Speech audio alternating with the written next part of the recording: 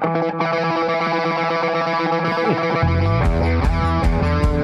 whenever we get started, I'm tired of talking about the weather. It's like dominating my life. It's so fucking depressing. me and Chance was talking, the weather has turned into Democrats. So just like when gas gets down to $3.60, we're like, oh hey man, it's good, it's great. The weather's the same way now. Yeah. We're like, oh, it's 97, this is amazing, and it sucks. Are we starting this one off political? No, that was not political. We're talking about the Not at weather. all, Thank yeah. you very much. Man, the weather sucks. Yeah, no shit. Jeez, when is this going to turn around? Like, October. I don't. October. I was just looking up. Like, we get a break tomorrow. Yeah, this is what I'm talking about. Where's We my get a mouse? break We get of 97. 97 for the high Thank tomorrow. God I'm going to go outside tomorrow. 96. Enjoy the weather. And then 99. And then just when that's starting to feel good, bam! 110. 110. Back up to 110. And then another God week help of us. that. No, my God, dude. No rain. Zero no rain in the rain. forecast. No, Jesus. Yeah. So is hay done for the year? Oh, they're already bringing it in. I've seen them on. Oh, yeah, they're bringing it in from out of 18-wheelers, state. So, yeah, I mean, if we don't get a rain in the next 2 weeks, we're done. I mean, Yeah. I've still got some that's, I don't know how, but it's barely hanging on. Yeah, I wouldn't talk about that. It just, yeah. So that's the situation with that. curse it. But the situation with us tonight is we are joined by our good buddy and barbecue chef. I don't know what all you have attached to your names now, but Justin West is in the house. Yeah. Hey, man, glad to be here. Welcome to the Thank show, you. and thanks for joining us. We got a lot to talk about. Yeah, we do. It's been a minute, man. This one's a chance. and in case you've never listened, if you're a fan of vegans, I don't know, man. This is not gonna Vegans This aren't is going not the one. Yeah, this is not the one. If we have vegan fans, somehow they're not going to want to tune Yeah. into this one. Cover your ears. Yeah. They may bleed. Hey, Doc, see that open bottle in front of you? What's in there? New riff. Anything else? Yeah, pass that down. Or do you want this? God, no, it's This Doc's. is well aged. Yeah, that's it's Doc's spit bottle. Justin, Oh, you, wait. This one, we lost the new riff. no, I got it right No, here. he just opened it. The goal is to just finish that. You just got back from a cook-off in Florida. Yeah, Key West. Nice. Yeah, it's been a lot of traveling this summer. So I don't feel bad for you that you had to travel so much. no, it's what I wanted to do starting this year out. Travel more instead of stay so local. So I've got my travel bug out. Still got two more stops: Kansas City and Pennsylvania. So, Okay, so when you say starting the year out, this is the start of the cooking season? No, back in January. Okay, gotcha. How long does the season run? Depends on where you're at. So Okay. if you're in South Texas, man, they'll cook 52 weeks a year. They don't even take off for Christmas.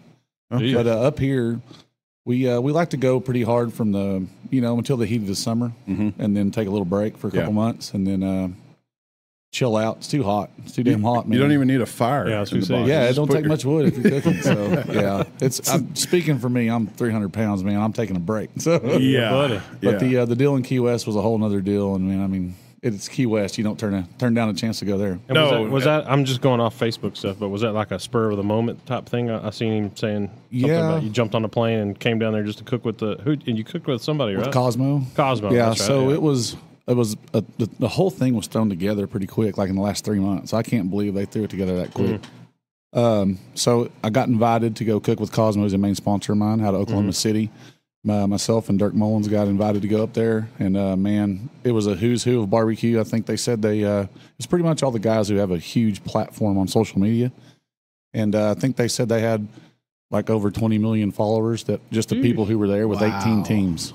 So Wow. it was a fundraiser for the National Pediatric Cancer Foundation. Okay, So very cool. it was a 3-part deal. It was a fishing one day, lobster catching the second, and then the barbecue, and it all got tallied up for the overall. Lobster catching. So Yeah, you you go- actually had to go catch Yeah, your own. it was the opening of lobster day or lobster season down there. So you have to Oh, dive wow. down and go get them with your hands. They don't have pincers; they're called spiny lobster in Florida. Okay, I was going to ask what So- the variety of lobster is there. Yeah, it's just, I mean, dude, I'm from Texas. I've never dove in the damn Keys, so but I have now, and it's really fun. I was So- going to ask, that's got to be a trip. It is, man. You're swimming with barracuda and sharks and Yeah. all kinds of fish, and you go down and you're just snorkeling pretty much. And depending on where you're at, you can be in 3 foot of water, or you could be in 13 foot of water. Yeah. Nope. And Dude, that's pretty Nope. cool, though. dude, I'm telling you, the water's so clear, man, and you're just sitting there. Once you get acclimated to snorkeling and breathing and like that, Yeah. of course, I've done that before, so that was pretty easy. But getting that deep breath to dive down 13 foot and then fight a lobster and then come back up with it. Yeah. You're huffing, or I will speak for myself. I was huffing and puffing when I came back up. I'd be too. But it's adrenaline. What are you saying no over here for? You wouldn't do that? No. There's not alligators there. I just watched the Meg too.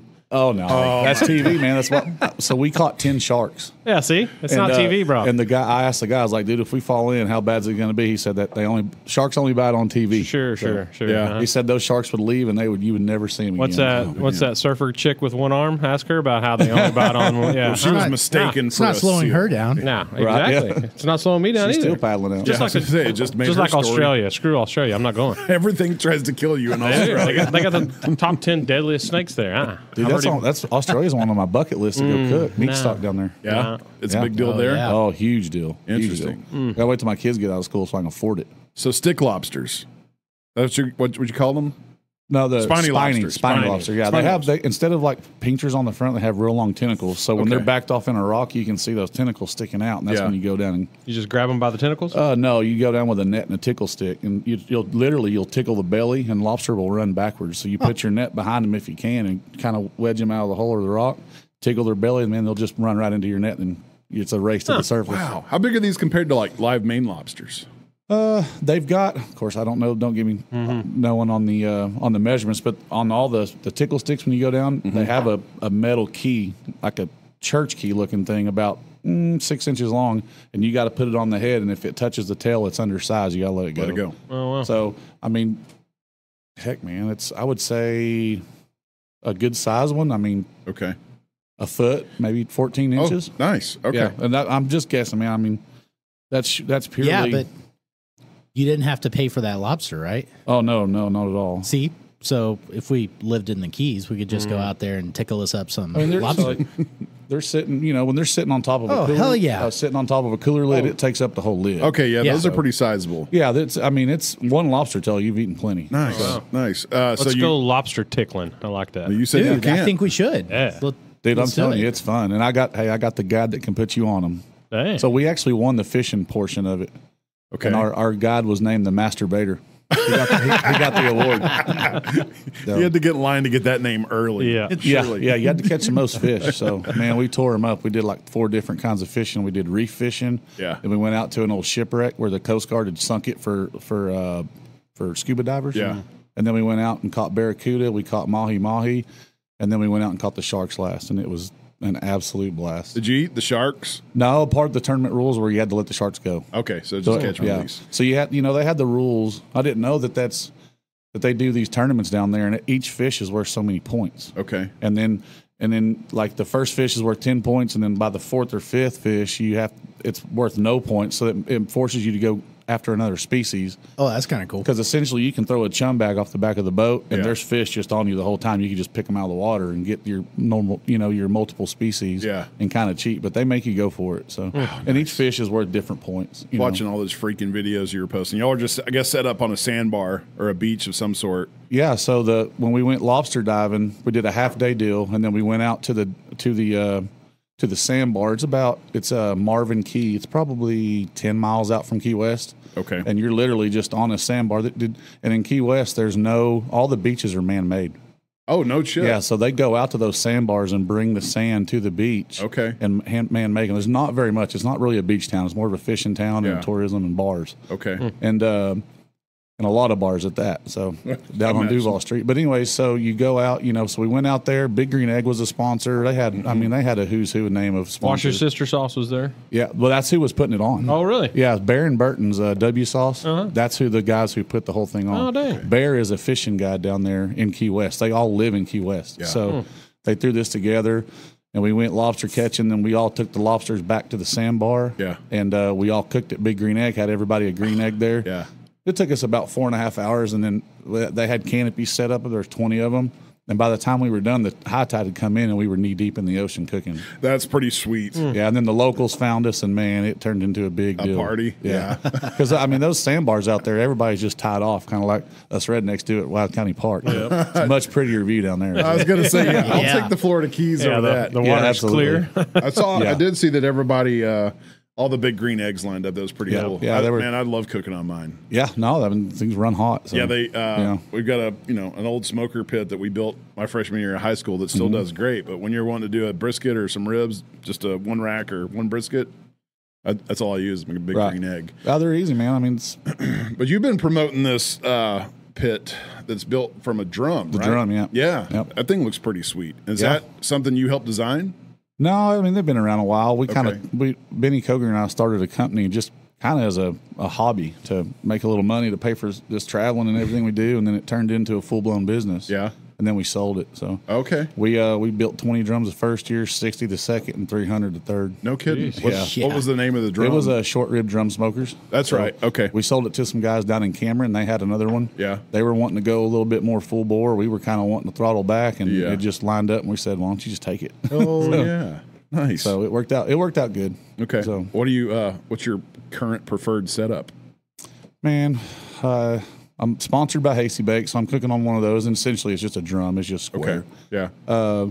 But also, I went back this year to the offset, the stick burner on brisket, and it's been a huge boost for me. I mean, we've been really, really good in brisket this year. So okay. Well, let's take it back. So you have been involved with the competitive barbecuing for how many years now? This is my 10th year. I'll be believe it or damned. not. Yeah, it's crazy. You blink and you're like, dude, 10 years goes by joke. quick. It's insane. We were at a cook-off the other day, and I was like, man, who's the old guys that have been around here? Yeah. And I was like, shit, it's me. It's you. It's like me and three other guys. So, yeah. Yeah, my history and your history together, we go back quite a ways. I went to high school together. Yeah, high school, then all the shenanigans after high school. Oh, I don't even want to talk about that part. But then I guess as people do, everybody kind of goes their own way, and it's been a while since we've really just sat down and hung out together. So 10 years have passed, and you have been involved with this competitive barbecuing for 10 freaking years. That's unreal. Yeah, it's crazy, man. It just started as a hobby, and our first cook was actually in Decatur 10 years ago. Yeah. Got an 8th place chicken. They handed us, I think, $500 or $600. And I said, hold on. We can drink beer all weekend. Cook chicken. Hang out with the best people you're ever going to meet. Yeah. And if you do good, they're going to hand you a handful of money. I was like, I think I might have just found what I'm going to do for a while. And then sure enough, just my competitiveness and just diving headfirst into everything I've ever done. And this one's actually stuck. So. Yeah. So it took a win to really open up your eyes to what you could do. Yeah, well, I'm so beyond blessed because we hit grand champion, our third cook-off ever. No kidding. In Red River, New Mexico. And then, man, you talk about hooked. Yeah. So, because that was like a $2,500 paycheck. Was that the Larry Joe Taylor? Is that the same time, the cool chili nights? No, that was it. That was it. Yeah, right. we won that one 3 years in a row. And then they changed the schedule. Decatur changed the schedule, and they pushed back the start of school, so we couldn't go anymore. So, damn it. But yeah, you talk about going districts up there and cooking in August. I think it was this last weekend, actually. That's where I'd love to be cooking right now. I don't want to be cooking here. I don't want to be cooking on base here. of a mountain, listening to music. Yeah, absolutely. I'm in. I'm tempted to open up the weather app and just see what it is there right now. But don't do that. I don't want to do that. Piss to everybody us. off. I don't want to do 65 maybe. Yeah, I'm just probably use my imagination. Right. Yeah, man, it's been great. It's just been a ride like I would have never thought it was going to turn into what it did. Yeah. So tell us about like what is barbecue? I mean, most of our listeners know exactly what barbecue is. Yeah. Some of them might have been to a competition. Maybe a few even. All of our 17 listeners. Are we up to 18 yet? I think we lost a couple after last episode. Really? Yeah. Never know. 16? Mm-hmm. Yeah. It's looking up, guys. It's looking up. Yeah. No, it's but what's it about competing barbecue? Like, what draws you in? Because it's a lot of work. It is a lot of work. Yeah, and a lot of money. Full day, or for a barbecue competition, it's a whole weekend. A full weekend. Yeah, Yeah. For sure. Multi-day event. I mean, it's like what goes into a competition? Well, first off, I mean it's a ton of work, a ton of money, but it's the people. The answer I've been asked. I mean, won a couple world championships, been all over, and it's always the people. It's, So 10 years later, you're still finding yourself enjoying it and getting joy from it. It's dude, not, I mean, I was in Oregon 3 weeks ago. Yeah. In Key West last week, and I'm going to Pennsylvania to cook, and then Kansas City, and everywhere I go, I feel like I can travel the world and not pay for a hotel room. That's priceless. Yeah, that's cool. And it's just the people, man. And no matter where you go, no matter if it's up into the left coast, Yeah. you know, it's the people are the same. It's barbecue, man. Oh, yeah. And it brings everybody together, and it's a love language, and it's mutual between have everybody. you ever watched any Bourdain? I have some, not as much as the hardcore Bourdain followers. They can quote him, but I can't do that. Well, his grand philosophy was like, if you really want world peace and for everybody to get along, just have a big barbecue. Because everybody has their own way of barbecuing. It's true. And nobody's pissed off at each other at a barbecue. Well, like a friend of mine says, a good friend of mine, Craig Verhagen, he's a barbecue ninja. He says the only way to do barbecue wrong is to not do barbecue at all. That's a really good philosophy. Yeah. And you can't do it wrong. It might not go win a competition, but if you and your family like it, you're not doing it wrong. So I agree. I think we've done a lot of the steak cooking, and people were, oh, man, your steaks turn out great. What do you guys do? Like, it's really simple: heat, butter, salt. Yep. Yeah, for sure. And a good cut of steak. There is a giant following for the SCA, State Cook-Off Association. That thing is blown up huge. Nice. And they all over too. So yeah, you can kind of food sports really blown up, man, since barbecue pitmasters back in the day. I like that term, food sport. Yeah, and then COVID. Dude, COVID, everybody had to cook at home. Because I'm sponsored by Royal Oak Charcoal. He said sales went up like 350%. Let me ask, where can you get Royal Oak around here? Walmart, Orson's, Really? Lowe's, yeah. Well, that's a problem because I don't ever go into Walmart. Yeah. so. Yeah, no. Yeah. I've never Orchard's, shopped Lowe's that's where either. I get it. No Or you shit. come to the barn, dude. I got you. I've Okay. got plenty of charcoal, so That's good to know. Yeah, All right. I got And you it's covered. the big lump charcoal. I've got both briquettes or the lump. Yeah. Okay. So What do you prefer?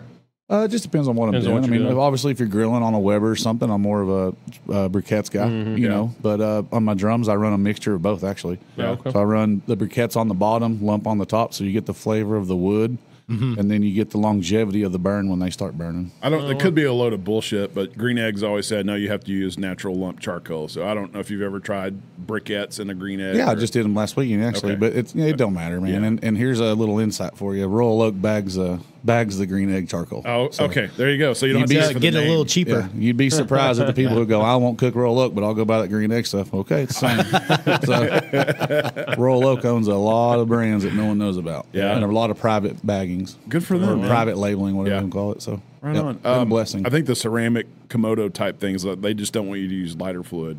'Cause Correct. It soaks into that ceramic material. Yeah. So I think That's the biggest probably thing.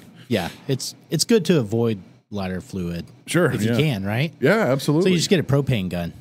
A propane gun, or you use those little tumbleweeds. felt- Yeah, the tumbleweed. Oh, Yeah. those Yep. work good too. Yep, those are great, man. Those things I've actually filmed lighting those things in the rain and Have watching you? them burn through the rain. Through the rain. wow. They will start your fire quick. Right now, you just open your lid and put it in the sun. Oh yeah. For a couple of minutes. Yeah, that's no kidding, dude. It is hot out there. So speaking of things to do and not to do, I'm gonna say something. Honest opinion. Okay. Here, this is going to be good. Pellet smokers. Yeah. What do you think? Tell us. Absolutely love them. Do you? Hell yeah! If you've ever bought any of my catering, you've Yeah. ate pellet with smoke. Are you shitting me? Yeah, love it. Can you use them in competitions? Absolutely. So Can you? the rule on competitions is it has to be wood fueled, Okay. and it can't be. You can have like a gas assist to start your pit or whatever. Yeah. But you cannot cook with anything but wood fueled stuff. And pellets are considered wood. It is These wood. are sawdust. Yeah, actually, Royal Oak makes 100% all natural charcoal pellet. Okay. So you don't, in your humble opinion, because our opinion, We don't is- have humble opinions on the show. our Don't be opinions humble. with We- pellet we've smokers had is a lot of we debate feel that about we this. could sit down, and he used to have one, and used it until they crapped out on. I mean, used it so much. So I mean, Yeah, like 11 but years. we've all Yeah. three said that we feel like we could sit down and blindfold ourselves, and you put two meats out, and we could taste which one come from the pellet smoker. It puts to me the meat that I've had off of one. It has some kind. It's almost like a Keurig coffee to regular coffee. There's something about that Keurig that I feel like I can taste something different. I don't know what the crap it is, but Yeah, it could I just mean- be in my head. But I think a lot of that would be to what the flavor is of the wood that you're eating and how they manage a fire. If it's Yeah. a real smoky fire, I mean, obviously you're going to taste it. right, So kind of like I can go into most barbecue places, and even though I have a wood stack of wood out front, I can tell you they're cooking What on a they're gas using? assist or like Oh, an old yeah. hickory that's running on propane. You can Oh, tell wow. it immediately. Yeah, they put one log in there. They all taste the same. Yeah. So But, that's why I think a lot of these craft barbecue places are getting more popularity because they're actually cooking on stick burners. And you can taste it. I mean, that's why last year I told you I switched back to the offset. Yeah. I had 9 top 10 finishes last year without a brisket call. No kidding. Yeah, and so I was like, man, it cost me. So I switched back to the offset in Texas. I was like, the drums got real popular. Everybody's on drums now. Yeah. Right. And then I switched back to the offset. I had 2 forced and a first. The first 3 comps out. Just from switching back to drums. Explain offset for people that might not know what an offset lingo is. Okay, that's when you see like your Oklahoma Joes or anything that has the firebox on the side. Okay, yeah. That you're burning wood in. You start it with charcoal, then you're going to switch over and feed it with wood. They call it a stick burner. Yeah. Offset. It's not a direct heat under your meat. Right, and I think that's the most normal. Well, that's what we old school in Texas. That's what we grew up thinking of a smoker. Yeah, like if somebody said, "Yeah, we were out smoking." Well, it was either weed or it was, depends on who you're talking to. Yeah, or they were smoking on an offset smoker. Yeah. Basically, and then you're right. Like those drums got hugely popular for very good reasons. You basically have that meat sitting on the heat, which is generating flavor because you're getting the drippings from the meat as well. So it's like, and it's like your R2D2 concept. It's basically a drum, but it's a drum. It's just it just looks like R2D2. There's a bunch of different drum manufacturers out there, and everybody will tell you why theirs is the best. And we own the company, and I'd tell you it's meat over charcoal. Amen. It's air in, air out. No matter how you do it, it's meat over charcoal. Yeah. And the drums got so popular in the competition circuit because they're cheap. You can throw them in the back of your truck, haul butt, and then they cook so much faster. I can do a brisket in 4.5 hours. Dang, so that's insane. Okay, so I don't know if you listened to the episode with Brad Green. It was our 50th episode, but we kind of got into a little debate over. He's a chef. Yeah, he is a bona fide chef, but like wrapping techniques. Okay. Can you give away? Yeah, no, I'll tell you. I don't have no secrets. And to continue his story, his is he only wraps with the butcher paper. He refuses to do it in foil. Yeah, okay. Well, there's nothing wrong with that. So it's like I said, the only way to do it wrong is not do it at all. Not do it. So there's when you wrap with butcher paper, you're going to keep more of your bark on your brisket. Okay. You're going to lose a little moisture while you're cooking it because obviously it's soaking into the paper and leaving it. And then you can wrap it in foil. It's going to cook faster. You're going to almost like a braising. You're steaming it. You're holding all that juice, but you're also going to lose some of your bark. Yeah. And then all these guys who are cooking low and slow, 200, 225, and they're doing it for 24 hours. They're not wrapping because they're not getting it hot enough to burn it. Yeah. So you kind of get the best of both worlds. But there's actually a technique a lot of people are starting to do now is they'll wrap it in butcher paper and then they'll put foil under it to catch the juices. Okay. And then so you kind of have the best of both worlds. And you just get to recycle those juices when you soaks those juices back up.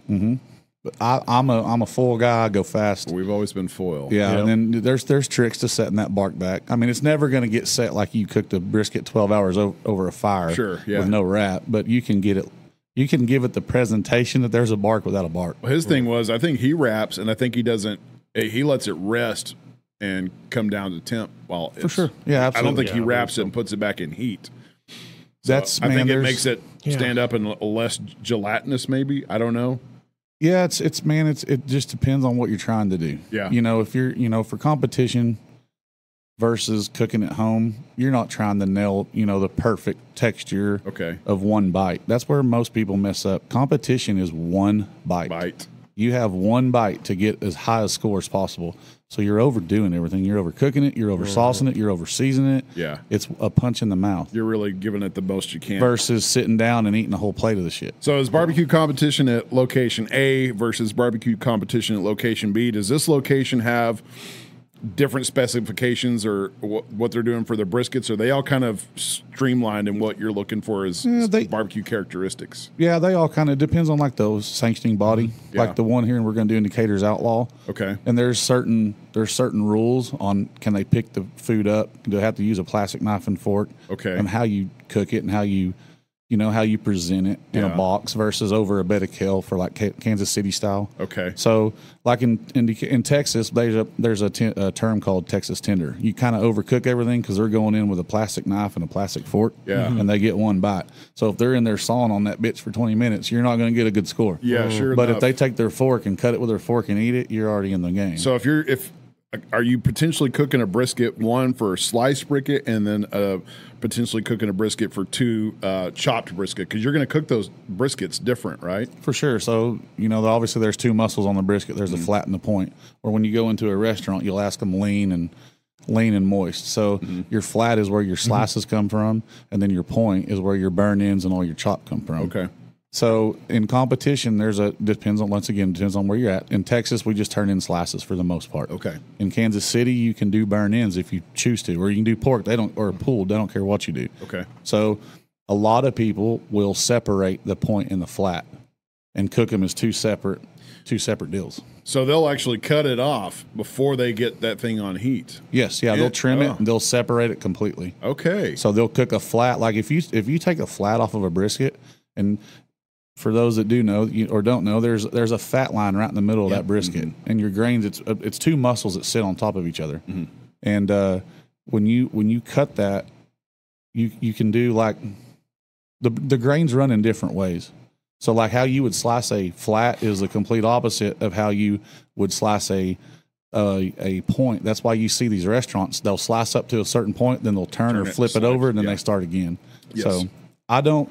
This depends. Burn ends got to be perfect. So when we cook them, me and my buddy that cook together, if we don't put it in our mouth, eat it, and go yes, then we don't turn them in. Okay. Because there's so much fat in that point. Yeah. That man, it can get real chewy, and if they're not the perfect texture, they're going to kill you in scoring. Okay. Yeah. That's the difference in one bite versus, hey, that's pretty good. If you don't like it, spit it out and get another bite. You know. Yeah. Okay. So if you're cooking a brisket at home, are you separating those, or how are you going to do it? No, I never separate. I kind of use that fat on the point to protect what I'm cooking. Yeah. Okay. So, and that also makes juices. So, but the guys who swear by it, they're always doing it, and it's just I just do what works for me. Yeah, okay. But this is not just brisket in these competitions, is it? No, sir. So most competitions are 3 meats. You have chicken, ribs, and brisket. And then about the only way you should eat chicken, in my opinion, barbecued with more cow. Yeah, smoke. With more cow. Yeah. You'd be surprised, man. You'd be surprised on how good chicken really is when you really pay attention to it. Every now and then we'll have fried chicken. Like I'm serious, like maybe once a year. But if I'm going to eat chicken, it's got to be barbecued. It's got to be slow cooked. So, like, Doc asked me, like, what is barbecue? To me, barbecue is burning the shit out of a chicken leg. I don't care what it looks like, and just slopping some sauce on it and eating it. It's not pretty barbecue like we're doing. Right. Yeah. So, yeah. Oh, it's a chicken. So let's take chicken. You know, a lot of people feel like chicken should be kind of high temp, quick. You know, that way you don't actually get this, like, falling apart. No, yeah, chicken's falling apart, but the skin maintains some integrity, but can be eaten with the chicken as well. And that maybe it's like a 375 temp, to cook that. I don't know. Instead of low and slow. Yeah. What are your thoughts? Yeah, it just depends on what you're cooking. I mean, obviously a leg or a thigh, if you're separating those pieces, you can take those to a higher temp. Yeah. But like when you're cooking a breast, I mean, if you're cooking a whole chicken, what people are doing when they're cooking it that hot like that is they're trying to get the skin crispy. Yeah. Okay. Without, and trying to get the chicken to the correct temp. Because you've got the trick on cooking whole or half chickens is you've got dark meat and white meat that's going to finish at two totally different temps. Temperatures here. You got a breast Sure that you don't thing. want to run over 170, and you got a thigh that needs to get to 185. Right. So that's chicken for the most part is your make or break in competition. Really? Yeah, because that's your first turn in. Okay. Chicken, ribs, and brisket. And then when you go to awards, that's going to be your first call. It's chicken, then ribs, then brisket. And if you, in my opinion, if you start out with a good top 3 chicken, you're in the running until you're not. Oh, I can see that. Yeah, absolutely. And chicken was my strong point for a long time. Yeah. I mean, I had 7 first place chickens last year. I'll be damned. Wow. I've seen some pictures of your chicken, and you know how, I don't know if it's a trick of the trade, but you know how to make that the rub really stick to that bird. Which, if you've ever rubbed a chicken, it's not easy getting that stuff to stick. The trick is once you apply the rub, never touch it. I cook them on those little wire racks. Yeah, yeah. Because every time you touch it, until it gets hard, it's going to smear or wipe, and it looks like shit. Right off. So, yeah. I'm anal when it comes to chickens, man. So, does anybody still do the old beer butt chicken? Is that still a thing? Believe it or not, they do, man. It never wins, but they do. I don't know if it's effective or not because your cooking temps aren't really getting up enough to make that beer steam off. I don't think. Yeah. So, man, what's funny is when we do cooking classes, I tell people if you want to lose, cook with beer, and everybody's like, "What?" You're like, it's bitter, dude. Yeah, you're putting beer into chicken. It's bitter. You know, it's not a sweet meat to begin with. What do all beer drinkers want when they're drinking beer all day? What do they want? They want salt. Yeah, you know. So like where we go and we cook, I go and look at the judges. Are we at a bar? If we're at a bar and they're drinking beer all day, I'm going way up on the salt. Yeah. Wow. You know, if we're that's an interesting perspective. That's an interesting strategy. Stuff that rookies obviously aren't going to think of. If we're cooking in a Lions Club and the average age is 65, we're not going to put any kind of habanero or jalapeno on anything. Yeah. Okay. Competition barbecue is middle of the road, dude. So your scheme changes depending on who or what is judging and where. Yeah. And where age range, it's male, like thinking female, about your audience. Beer drinkers, wine drinkers, Lions Club, old timers. Yeah. Interesting. Elks Lodge, they're always in bars. You can hammer it with salt. And the time of the year, believe it or not. So told a guy in our class, I said, my chicken kind of struggles during the colder months because it's a little bit salty. Yeah. I don't really like sweet. So, but when I tell him when the women start wearing shorts and drinking beer, I'll start winning chicken. Yeah. Because it's getting warm outside. Yeah. So. Yep. So are you able to compete in this one, or no? I'm just promoting. Right? I'm just a promoter. That's not. That's not even allowed. So. Okay, let's talk about this. I mean, we can talk literally all fucking. I was going to ask, about me on all that. We hadn't even got to ribs yet. If you said yes, I was going to ask you. Is that why you're here tonight? Is to see what we're supposed to be? I mean, obviously we want a story, but we got a little something to promote too. Sure. Yeah, true. We don't have to get on that yet. I heard cooking class. Yeah. So tell us about this. Yeah, so we traveled all over, man, and it's kind of funny when you start having some success, you get some notoriety, and people will start messaging you, "Hey, man, would you help me do this?" And they're like, "Well, I'm going to help you for free." And then before you know it, you're like, "Well, I'm going to do a class. I'm going to do a full competition class." Okay. And then before you can charge $1,000. Fuck yeah! People want to win. Yeah. People don't want to spend the money, or they may not even be in it for a competition yet. They just may want to learn. They may want for sure. Oh yeah, no, for sure. So there's 2 different styles of class. You got your backyard class, where you're just trying to teach the basics of barbecue, like barbecue 101. Yeah, that's what I did in Oregon last month, 4th of July weekend, and those people just soaked it up, man. Because I had one guy go, "Hey man, that brisket looks kind of raw on the outside." I said, "No, dude, that's a smoke ring." Yeah. So he really thought that the red ring, was raw. I said, "No, that's the chemical with the meat and the smoke doing still." So did you do that? And those are usually pretty affordable, $100, $200 a pop. Okay. And then the full comp classes, that's the tell-all, and you cook it for them in front of them. They get to see you do everything. That's where that can range from $500 a head to $1,000. Nice. Yeah, well deserved though, because I mean, one, they're getting something that you're providing for them. 2, they're getting your expertise and your knowledge. Yeah, for sure. No, I'd probably pay for it. There's a premium to pay for that. Yeah, we just did one at my house in January. We had 35 people here.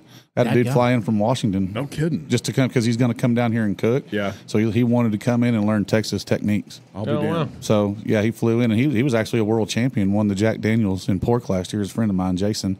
And I was like, "What the hell are you coming here for?" He's like, "Man, I'm fixing to be cooking in Texas a lot, and I want to shorten the learning curve." So he's already been a grand champion, but still wanted to come in and learn more. Yeah. Oh yeah. A world champion. Yeah. For sure. Man, I'm telling you, when you get so deep in this like we are, I could watch y'all trim meat or however y'all cook, and I could pick something up. Oh, sure. It might not be something major, but it could be something very small, and you'd be surprised on what you can learn just watching people. Just shut up and watch. Yeah, that's the biggest factor is just shut up. Yeah, and then just if you have a question, so I tell the people in the classes, I'm going to go through it pretty quick because we got 3 meats to cover in a short amount of time. But if you have a question, stop what we're doing. Let's answer why we do it and how we're doing it and all that. But competition barbecue is so hot and fast. I mean, we cook everything at 350 degrees. No kidding. Yeah. Okay. It's different cooking to a clock than to cooking to a cold beer. Yeah. So The shutting up part, and like you said, the shutting up and listening. The shutting up part's got to be tough because for sure, people that barbecue like to talk about and brag about their shit. Well, everybody always says, "Well, everybody on my block says I got the best food," and you know why, right? Because it's free. Because it's free. Yeah. Boom. Yeah. Start charging. Those see what are happens. true words, man. Those are Which true brings me words. to one of my burning questions: are barbecue competitions important for society, and why would that be? Man, you're getting deep, dude. This is It's- barbecue. Got the MD in front of his name for a reason. hey, dude, I'll speak for myself. It's great for my health because I get to hang out with the most badass people that walk the face of this earth, man.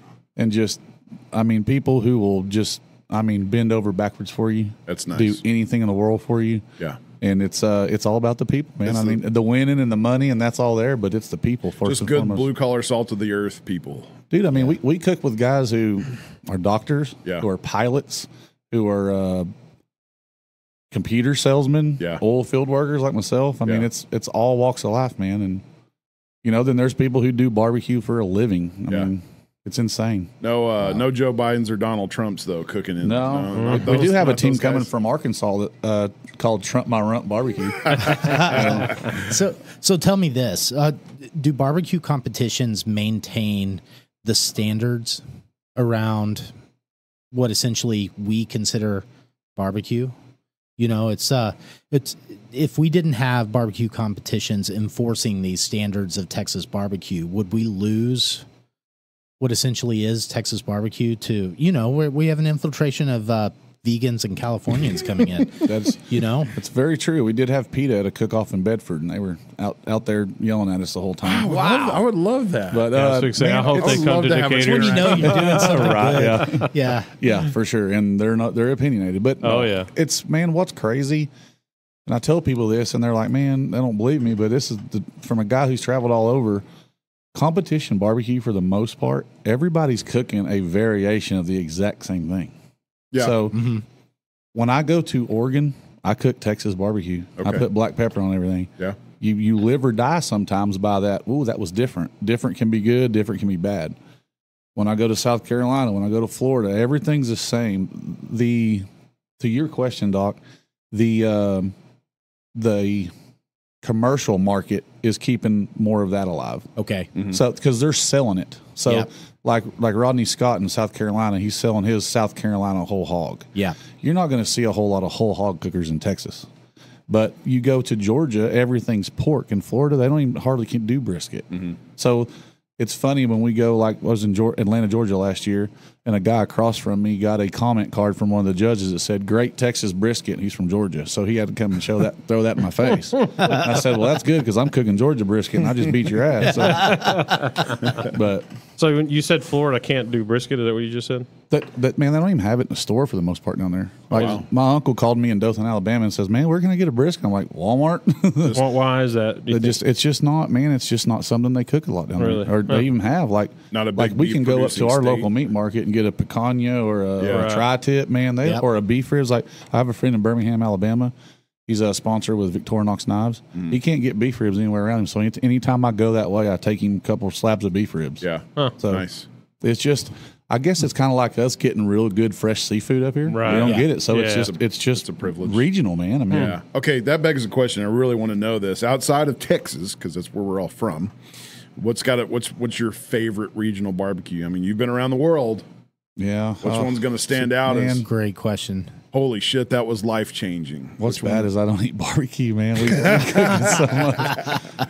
I will fuck up a corn dog though. Man, I don't. I mean, I ate some of the best shrimp pasta that I've ever ate in my life last week. Yeah. At those resort. Yeah. So I mean, it's I don't see how these guys that cook as much as we cook go and eat barbecue all over. Like when we go up to Kansas City, a lot of them guys are like, "Man, we're going to go hit the barbecue trail. We're going to go hit 4 or 5 restaurants." I'm like, "There's no way." You don't do that. No. So when I go to other cities, man, I try to find what they're famous for and go eat that. Like in Kansas City, here's a recommendation. I'm telling you, it's the best you ever had. Oh. If you go to the Peanut, it is a dive bar just outside Kansas City, and they have the absolute best chicken wings you'll ever eat in your entire life. Interesting. I mean, that's only 8 hours from here. It's worth the trip. Yeah, let's leave in the morning. It is Peanut. Dude, it is awesome. Is it 110 there? Probably not. It is here. It's warm, but it's probably not this bad. But yeah, I think there's a couple Peanuts up there, but you want to go to the one in like the old downtown Peanut. Okay. It's not even as big as y'all's studio here, I don't think. Wow. And it is a little dive bar, and it's phenomenal. Okay. And then when you order like a 10-piece, you get 10 of the whole wing, the whole 3 pieces, the tip, the flapper, and the drummy. So man, They're not I don't know what they out. do. Yeah. I think they like half fry them, half hit them on a grill or something. I don't know. Okay. They are phenomenal. There's Duff's in Southlake that they do the combo. They'll fry them and then finish them on the grill, and they're pretty damn good too. Yeah, so that's kind of what I like to do, man. If we're going to Florida, I'm gonna tear up some seafood. Okay. If we go to Oregon, all the food up there sucks. So Sorry for my Oregon friends. I think what you're trying to say to Chance's question, and correct me if I'm wrong, but Texas has the best barbecue. I think it's what absolutely. No doubt. I thought that's No what doubt. you was trying to say. Yeah, I mean, you interpreted it well. Yeah, okay. I thought that's what you were trying to say, but I didn't know for sure. I'm surprised to hear that Florida is lacking on the beef side, but it may be, they're just not a big beef producing state. Yeah, I'm not for sure on that. I mean, I just know that you just don't, it's so down there. So like how we have 4 or 5 sanctioning bodies up here in Texas, they all do pretty much the same thing: chicken, ribs, pork, brisket. They have stuff down in Georgia that just does pork. They'll do pork loin, pork shoulder, and pork spare ribs. And that's it. Wow. So, like, man, how could you eat so much pork, But at least in Texas, you get a little break and you get a little bit of everything. Yeah. So, same thing in Kansas City, all over. So you keep saying competition barbecue is all about the people. And then when you first started, you said that competition for you is, it's in your blood, basically. Sure. So do you have said competitors that you're just like, I'm gonna kick you. This has got to happen. Like, has there been fist fights in barbecue? Well, competition? not necessarily that, but it's just like, do you have rivals? Do you have like these guys kicked my ass 3 years running? Is there stuff? Yeah, there's no pronounced rivals like that. I mean, so there's points chases to where you're cooking for like a certain season, and it's whoever wins the most. Okay. I mean, yeah, but like, it'd be no different. Like all 4 of us sitting at this table having our own team. We're buddies. We all set up together every weekend. Right. We all want to win. Yeah, you want to be it's one like when I can't win, at least I want my buddies to win. Right. So, but yeah, there's people that and the more you win, the more people want a gun for you. So I mean, especially like when you go win on a national stage, right, and then come back to the little podunk ones in town, and everybody's gunning for you. And it's two things happen. You're a cheater because you do it all the time, or they kicked your ass. Yeah, you're like, oh, you're a big bad dude, and we kicked your ass. So yeah, it can go both ways. But man, as far as rivals. I've never really met an asshole cooking. Right. So everybody's out there for the same reason. I spent the money, traveled. So that sounds remarkably similar to like local golf tournaments. You hear these golf tournaments. It's always the dudes that are winning all the time, and everybody that loses like, these fuckers are cheating. Yeah. Same thing with our hog contest. Yeah, no kidding. Hog contest, everything. Fuckers are cheating. Turning into total different judges every weekend and somehow winning and cheating. Yeah. I think maybe your barbecue is going to speak for itself. But this competition coming up. Yeah. Well, I got one more question before we get to the Decatur one. All right. How does one become a world championship? Do you have to have like so many smaller championships before you get to that, or is there just like one big competition and that's if you win this competition you're a world, or how does that stuff work? Okay, so each sanctioning body has what they call at the end of their season a world championship. Okay. So like Houston and a world championship, you have to have international teams there. It can't be all a bunch of guys from Decatur, Texas. So you know what? World championship. So like Houston, there's 250 teams there, and there's like 40 or 50 international teams. So that qualifies as a world championship. And then like KCBS from Kansas City, they do their points chase all year, and then at the end of it, they have they have an invitational. A lot of these cook-offs are invitational. You've got to qualify for them to be invited. Like the Jack Daniels is an invitational. There's quite a few. and then that's what qualifies it. And they always bring international teams. Okay. So there's teams from Costa Rica, Germany. Australia is very big in barbecue. Yeah. And just Mexico, China. They from everywhere, man. So, but there's of course the Chinese have to be cheating. Yeah, they're definitely cheating. So it's, in my opinion, and I might get roasted for this. I think the term world champions, it's thrown around a little too loosely. Yeah. Right. But it's the reason they do that. So like when we won chicken at Memphis in May this past year, and it's Memphis in May World Championship barbecue season or championship. So they have that's their sanctioning body is MBM, Memphis Barbecue Network. And a lot of those guys, they don't go out and cook in Texas. They just do the Memphis stuff. And that's a whole different judging categories and criteria and all that. And then you got your Texas guys who go stay in Texas or chase a certain sanctioning body. And then you got your guys that will, like me, I'll go everywhere. I don't care. I don't ever chase points. I don't cook enough to win a point chase, but I like to go and see stuff. So I'll go to Oregon. That's KCBS. I'll cook in Texas. It's Outlaw. I'll cook BCA. They all have acronyms, and it's you can follow that one deal and become a points champion per se, and get invited to places, and then so like there's like 5 cook-offs like golf majors. That's what I was going to ask my next. Yeah. Is there like a Super Bowl of? Oh yeah, that's the American Royal in Kansas City. So that's the biggest of. That's 700 teams. Oh wow! Yeah, wow. And they have an invitational on the first day, and then an open. They're usually about 300 in the invitational, so you have to be a grand champion to cook that one. Oh wow! So everybody in the field has won a grand championship. Gee. And then the open is just whoever wants to sign up for it. And that's when that's like 700-800 teams. Right. So you got the Jack Daniels at the Jack Daniels Distillery. It's called the Jack. That's a world championship. That's a major. Houston's a major. The Kansas City, KCBS or American Royal, sorry, that's a major. And then Memphis in May, that's a major. So nice. that's where everybody's trying to get to. 700 teams. Yeah. How do you? How do you even officiate? How do you that? judge that? Yeah. That's a lot of eating. Yeah, well, they ain't sitting down and eating 700 bites. Okay, they're you go to tables, they score it, and then essentially they put it in order. Okay, so there's a lot of in competition barbecue, you have to have a good product, and then when you turn it in, that's where the luck comes in. Okay, you just got to hope it falls on the table that's scoring good, and just hope and pray. Okay. You can go from 0 to hero. You can win the son bitch this weekend and go next weekend and get dead ass last. Nice. It don't happen if you're winning religiously. Yeah. But it does happen. So I had a friend up in Oklahoma last weekend. He got third to last in chicken and just kind of a smaller cook, 25, 30 teams. He was so upset. He was like, man, I think I got screwed. I think they messed up. I think I'm going to protest this cook. I was like, dude, don't do that. So he's in Mayetta, Kansas this weekend, gets a chicken, same thing, doesn't change his recipe at all. Perfect score, first place out of the best in the world. So that's just barbecue, man. It's just subjective to the judges. I tell people, when you don't get the results you want, you walk out there, you're like, screw this shit. I don't even know why I do it. I hate it. I'll see y'all next weekend. Yeah. So what do we got to do? Because I feel like we should have more Big Daddy tournaments in Texas than just one. So what do we got to do to get more? There's some big ones. I mean, you got San Antonio Rodeo. So sorry. You got the San Antonio Rodeo. You got Houston Rodeo. You got Austin Rodeo. Yeah, but you just said there was only one in Houston. Well, that's the world. That's the big one. I can't stand Houston. So we need to do something. Houston, first place would be Houston's put out some good barbecue. They put out a lot of stuff, but they also suck balls. Houston is like the mecca for all good food.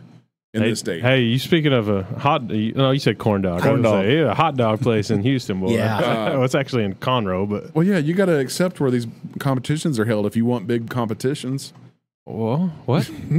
I don't have to. No. Yeah, so like Houston is in the parking lot of Energy Stadium. The American Royal is in the infield of Kansas Motor Speedway. That'd be cool. So I mean, that big, you have to have somewhere big to put all this stuff. Texas Motor Speedway. I mean, come on, dude. I've been campaighing that for a while. I was like, we got all the room in the world. Yeah, buddy. So there's largest not one screen in the world there. Yeah, that's a perfect. They do place. a small one with the NASCAR stuff, but.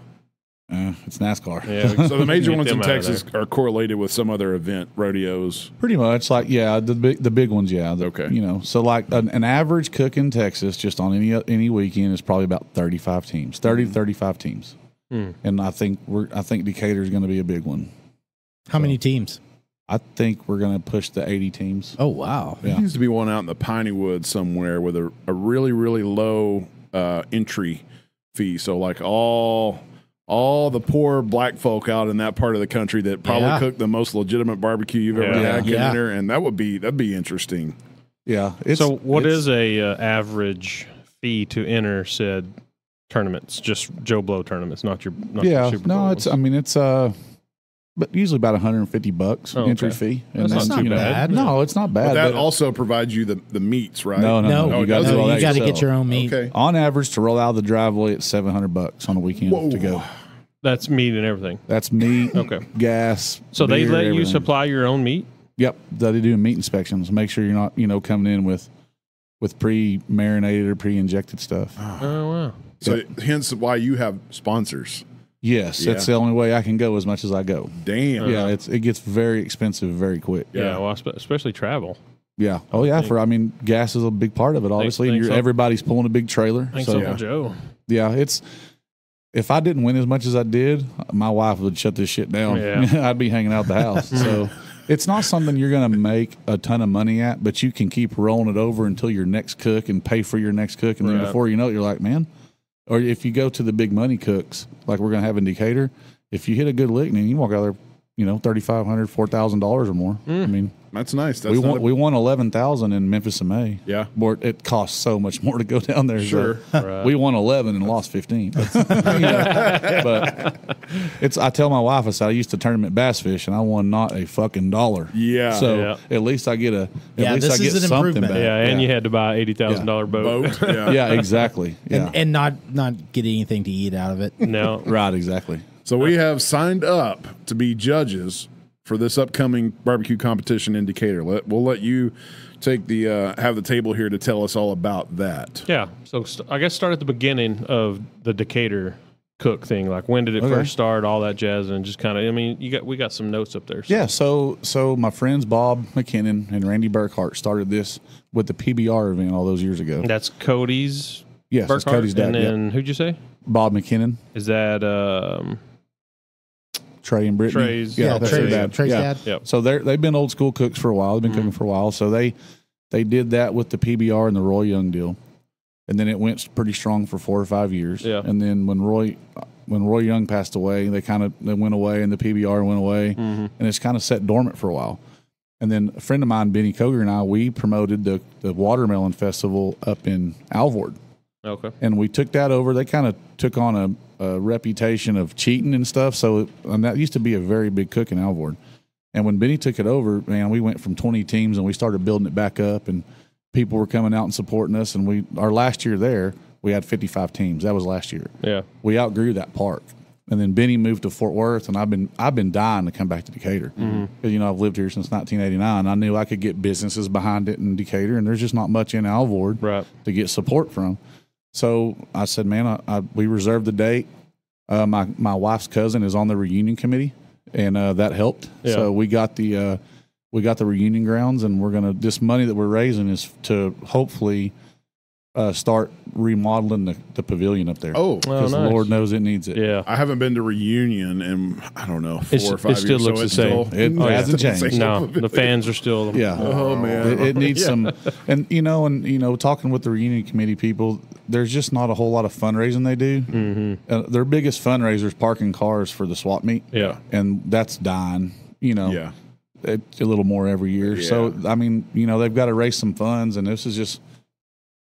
They did the Ader from Decatur cook-off down there, and everybody loved it. Their first year, they were expecting 40 teams. They had 108. Was that the steak or was that barbecue? That was barbecue. They used to do a Chisholm Trail steak cook down there, and then it kind of went away, and then the barbecue deal was there, and then it went away. So, man, I'm hoping we're bringing it back here.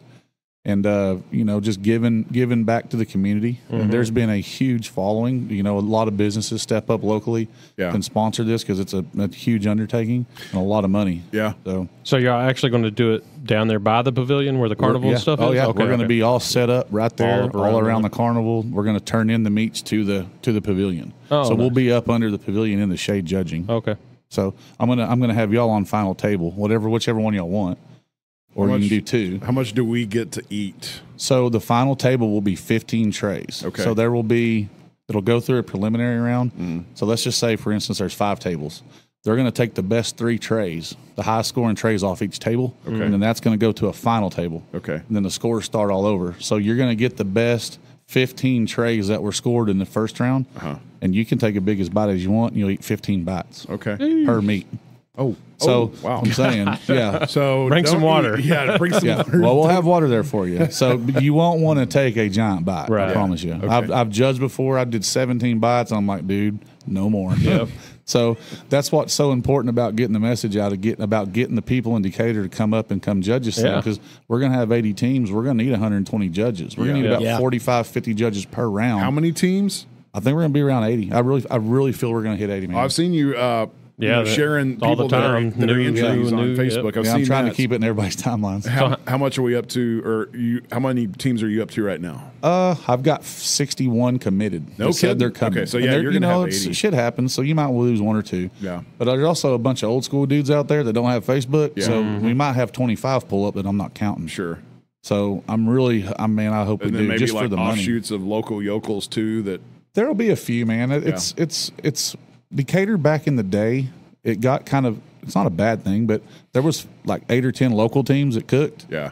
And you just can't beat the guys who cook every weekend. Yeah. And you can get lucky. You might get lucky on one meat, but you're not going to beat them in a 3-meat competition. It's not going to happen. So I think, as that cook-off got bigger and bigger and the bigger names come in, like we're going to have here in September, I think people know, like, these dudes don't play. I mean, if you've never done it before, you're going to donate your first shot unless you get extremely lucky. I mean, extremely lucky. But it's, but the good thing about it is we don't have to have certified judges like some sanctioning bodies. We just get people who want to come up. If you're over 18, come eat. Right. And then we're going to take all the leftover food and donate it to Meals on Wheels. Nice. So nice. So how many judges will be on the final table? A minimum of 5, probably 8 or 9. Here's the thing: if you have the judges, you're never going to get turned away. Right. So there's no such thing as having too many judges. Yeah. You can always add another judge, but if you have 80 teams, and you only have 5 judges. Your cook-off. They're never coming back to your cook-off. Right. Because essentially you burn the judges out, and then what happens if that one table of judges is judging everybody's meat? All 3 meats, it's so subjective to that one person who could really screw you, So one old lady, because I've judged before, and you're sitting there and they tell you don't look at the judge's sheet next to you. But as a cook, I was trying to do some reconnaissance work. I'm giving stuff 8s, 9s, and 10s, and this lady besides me giving it 2s and 3s. I'm like, dang, dude! Hardcore. Like this dude spent $500 to come cook this weekend, and you're giving them 2s and 3s. Yeah, what kind of grudge does this lady have? Yeah, but Maybe man, that's just she was a vegan. That's how it goes. It's just people who walk up off the street. So that's why my goal is to have we'll let someone judge chicken at 12 o'clock. Okay, and then we're gonna let them take a break for ribs. Then we're gonna hit them again in brisket. Okay. If we have the judges, if we have enough judges. I would like for people to only judge one category. So we're on the finals table. How many other judges along with us will there be at the finals table? We'll just see what we got. It could be anywhere a minimum of 5. Okay. We'd like to have at least 5, but with Decatur, with the support we're going to get, I'd like to have 9 or 10. Okay. Yep. That way you get a range. And when we seat the judge, and the lady who's our head judge, our rep, she's going to do a real job of keeping the demographic spread out. We're not going to put a bunch of old ladies on the table. Because, man, that'll kill you. Yeah. Or we're not going to put a bunch of men who might like something really spicy. We're going to spread it out evenly and give the cooks a fair chance. Nice. Yeah. So there's many times where you turn in and you're looking at a table back there where they're judging, and you can see that 65 plus table, and you're going, shit, I cooked spicy ribs today. Man, please don't fall on that table. But once you turn it in, it's out of your hands. Yeah. So. This is taking place on September 9th. Saturday, September 9th. Yep. Saturday, September 9th. God, at the reunion grounds. I hope the weather is different. Hey, if it falls to 90, it's going to be better. Yeah. Oh, yeah. I'll take 90. Yes. We were same weekend last year in Alvord, and I remember sitting out all day taking the entry fees, and it wasn't bad. So, yeah. I mean, maybe that's optimistic in me. You never know. So what time does said thing start on September 9th? So... Well, the cooks will be out there setting up on Friday, and then there'll be, all the turn-ins are on Saturday, September 9th. We'll start about noon. there's a certain mark, it should start at 12 for for beans at 12, chicken at 1, ribs at 2, brisket at 3. If we hit that 80 team mark, because it's going to take so much more judging, they'll space it out a little bit. So it'll actually be beans at 11, chicken at 12, ribs at 1:30, and brisket at 3 to give time to calculate all these scores. So if I would tell people, just come at noon and come hungry, and you can stay and eat as much as your body can possibly hold. So let's reiterate, this is open to the public. It's yes, please come, bring a friend. We need as many judges as possible. Okay. Well, we'll start. I've already talked to a couple people. I think Will said. Yep. Oh yeah, he's judging. Yeah. Yep. He's for sure in. Yeah. Yeah. If I feel sorry. I bet you my wife's in. Mr. Traeger himself. My wife is one of the hardest barbecue judges. Oh, speaking I've of ever barbecue, known. do we have any more? Any more what? Oh, got some barbecue whiskey or something here. Oh, are you talking Do about we? the No. Whistle Oh. Pig? Did it go away? The smokehouse? Yeah. Didn't we finish that? yeah, that's a Traeger product. Is that what happened to that? Must have been all right. Y'all finished it, or is it that bad you just had to finish it and get it out? No, I think that- we might have just threw it away. Yeah. Yeah, it was that wow. bad. We poured everybody a sip of it as a gag. Yeah, it was Oh, terrible. Yeah. Yeah, I'm out on the whiskey, guys. I'll drink beer with you, but I'm out on the whiskey. We got a really lovely non-alcoholic whiskey. Yeah, no, don't. No, I'll take your word for it. Don't know that either. Dude, I was watching Shark Tank the other night, and the girl was pitching like non-alcoholic stuff, and she said there's all these bars that are fixing to start carrying non-alcoholic. I'm like, maybe in California. Yeah. I Not out don't. here, dude. No. Don't go to the bar if you don't want alcohol. What do they call them? Don't go to the Yeah, bar. mocktails. Yeah, well, whatever. Mocktails? The stuff Yeah, that Doc. mocktails. Well, if they can come up with a decent mocktail, for Yeah. say, the only thing that I can think of, it's Shirley Temple is it's like- good for, is DD's. Yeah. Still, Right. Because they yeah. can still drink Yeah. cocktails and feel like they're a part of the thing, and it's not just like, yeah, sorry, bro, you're screwed. Go I'm sit not on the couch drinking- and drink water. I'm not drinking a cocktail made with whatever that shit that No, Doc God, brought us no. and feeling like I'm a part of anything That's other than awful. For sick. sure, no. It's awful. That That's stuff funny. is disgusting. We might as well get rid of it because I can't feel good giving it to It's anybody, that bad. even in a Right. gag.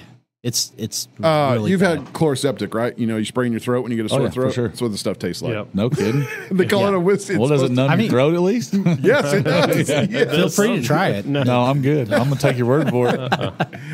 Oh my That's God. Categories in the local one, are they going to be chicken, Beans, chicken.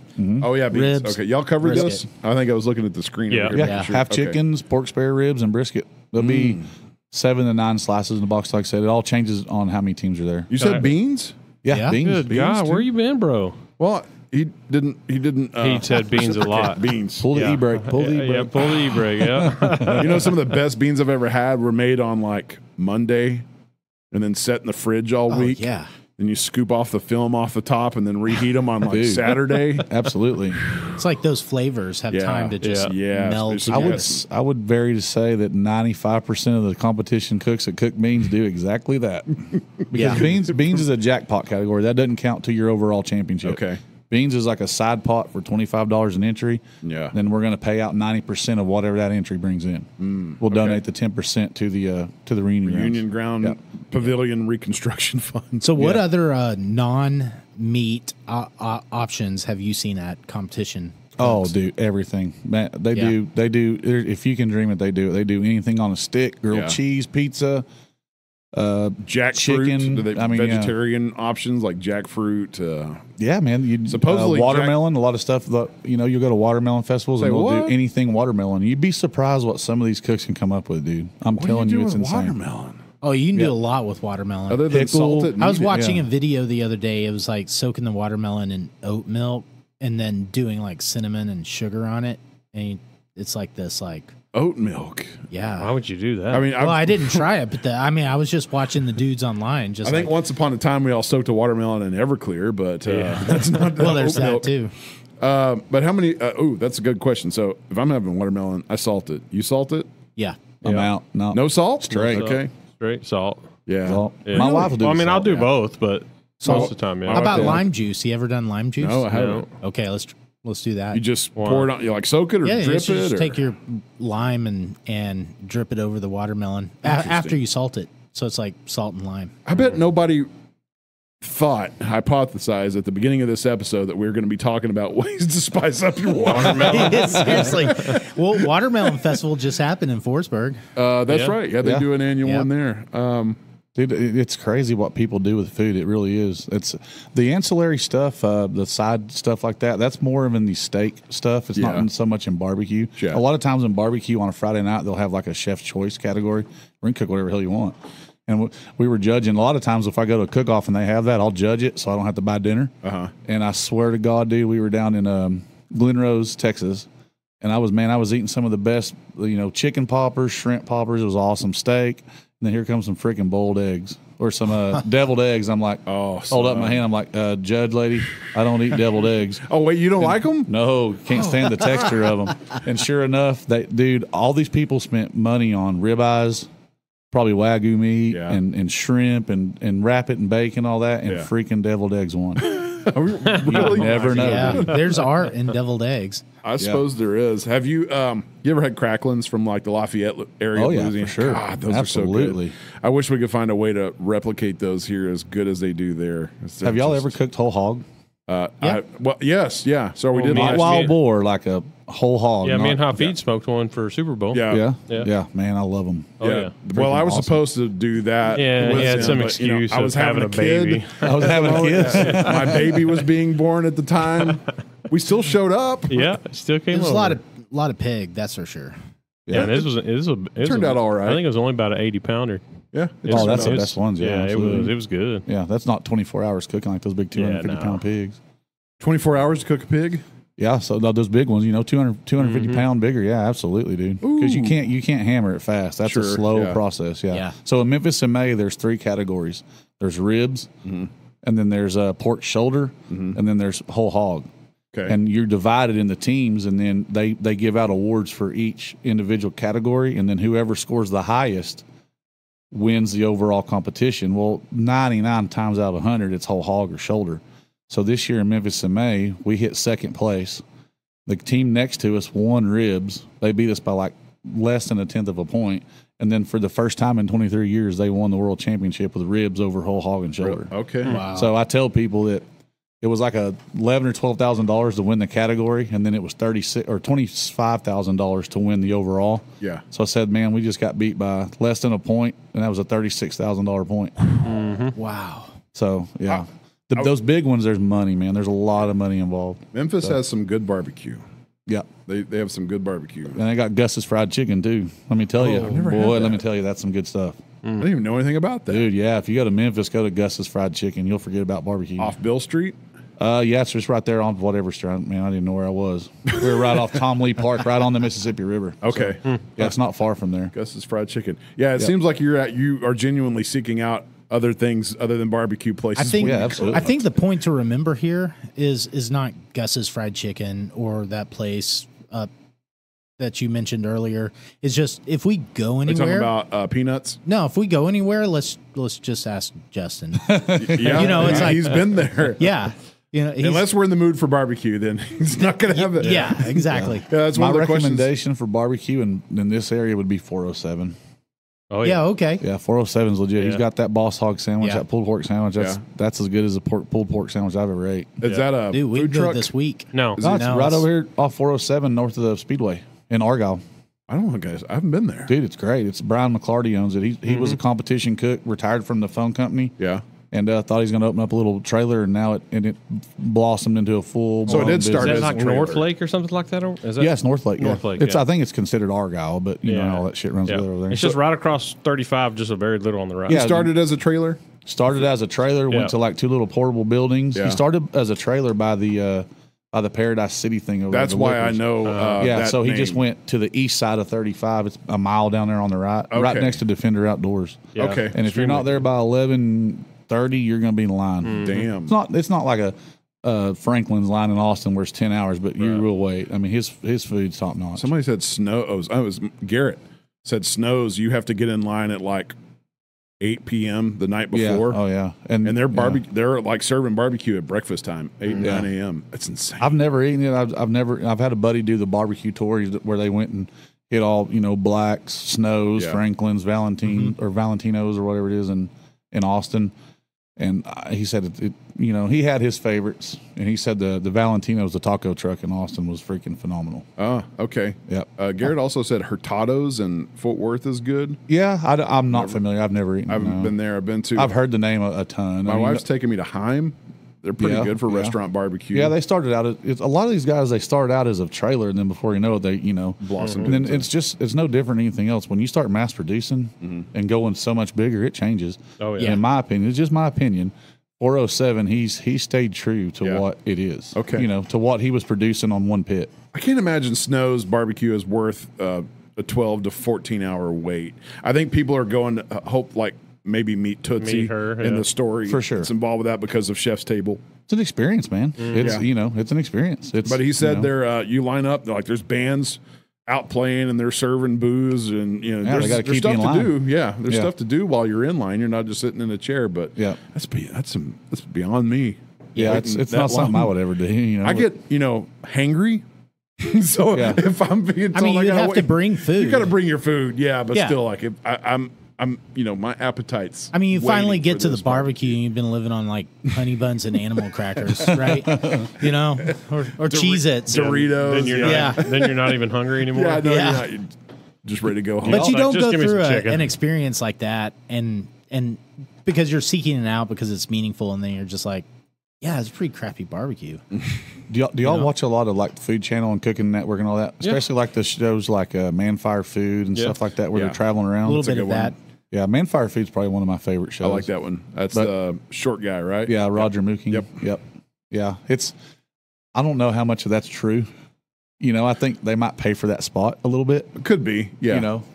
Because I've ate at a couple of those places, and of course on film they're going to take a bite of it and just overreact. Oh yeah, yeah. But man, I'm like, wasn't that good? Yeah. I've read that Guy Fieri, the way he does his stuff is his production crew comes in, sets everything up, but he genuinely does not meet with anybody involved with the restaurant until the day that they actually shoot the video, because they want to keep everything as genuine as possible. The reactions, none of it's staged except for. And he's in his little convertible. That convertible's usually on a trailer if they're filming him driving in it or something. Yeah, that's a friend of mine over in Ponder, actually. The American Pickers came next door to his house. Yeah. And the same thing. They brought that van in on a trailer and pulled it down the 380 and they drove in. Yep. But it's TV. Oh, yeah. You don't believe everything you see. So. No, absolutely. Well, I don't know. I thought we were supposed to believe everything. That's a whole nother podcast. Yeah. We've already been down that multiple times. That's why we just take the food, man. Yeah. Man, it's funny on politics. So we were up in Sweet Home, Oregon last year. Yeah. The first year I went up there. And, of course, when you walk into a store up there with this accent, they're like, "Ooh, where the hell are you from?" You say, "Y'all, how y'all?" And this lady goes, "Where are you from?" We're on the serving line serving food. And I said, "Texas." She goes, "Oh, a governor that has some balls." And I went, "Whoa." I said, I'm just here to cook barbecue." And she wanted to talk politics. I was like, "Man, I'm out." I said, "I just want to drink beer and cook, But it's funny where you go, like Portland is I don't know if y'all ever been there. Oh.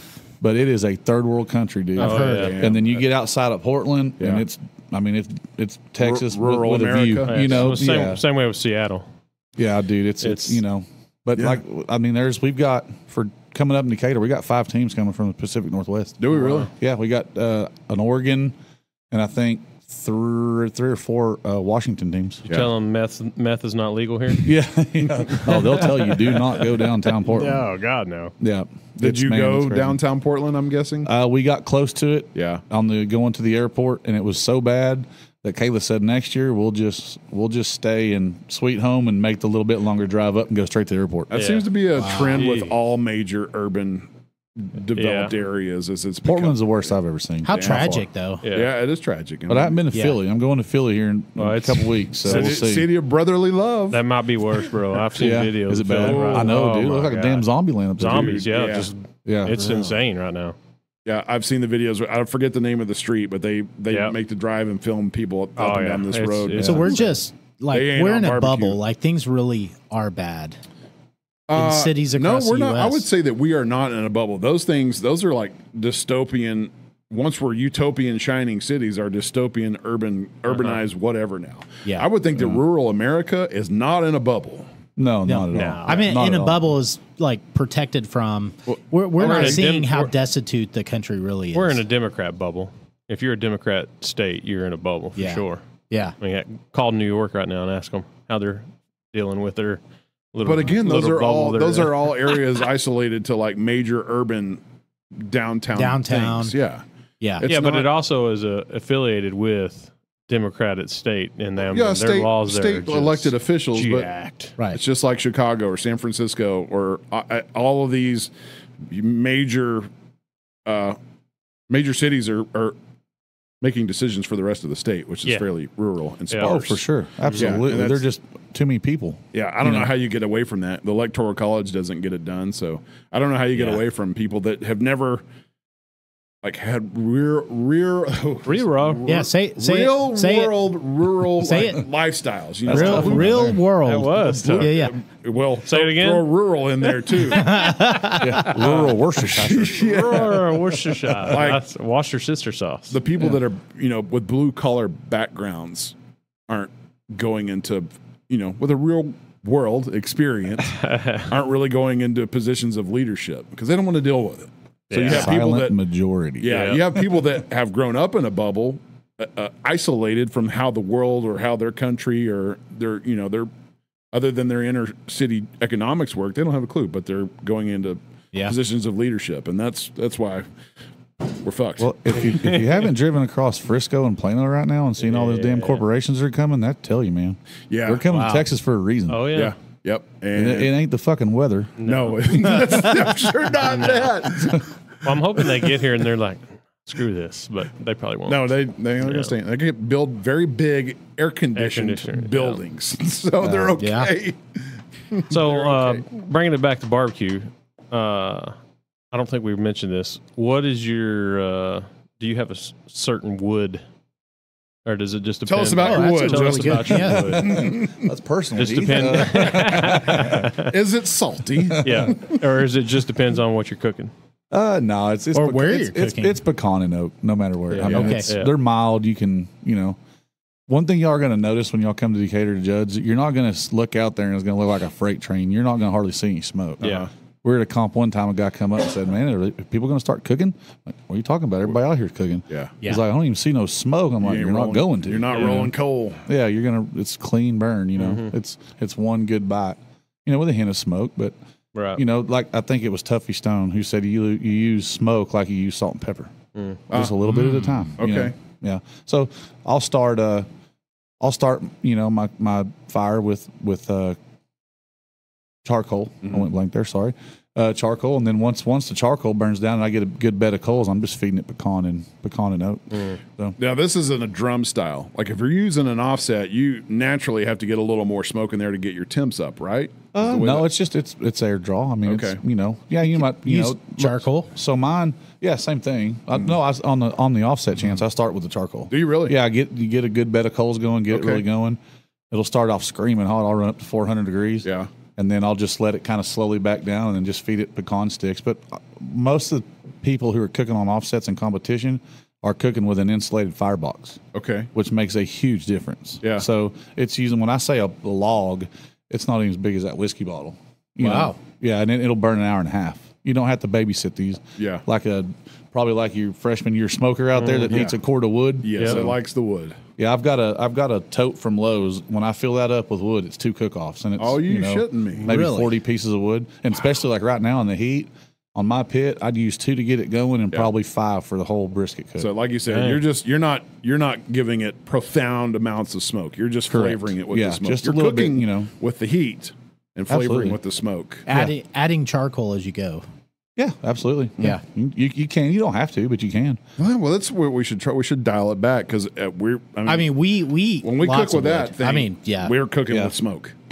Yeah. Yeah. Just But- open up your air vents. It does wonders. You Yeah. got to have air for oxygen to burn, So Yeah. But usually when we crank the thing up, we're doing it for not a competition. We're doing it for a, we want to sit out there for 12 hours and drink cold beer. For sure, absolutely. No, there's absolutely, man. I tell people all the time, there's nothing better than tending a fire when it's cold outside. Right. That's right. Fire up a solo stove, fire up a smoker. Yeah. Hell, don't even put nothing on it, just tend the fire. When does it get cold outside? I know, right? Yeah, I know. So dreaming of that right now. No.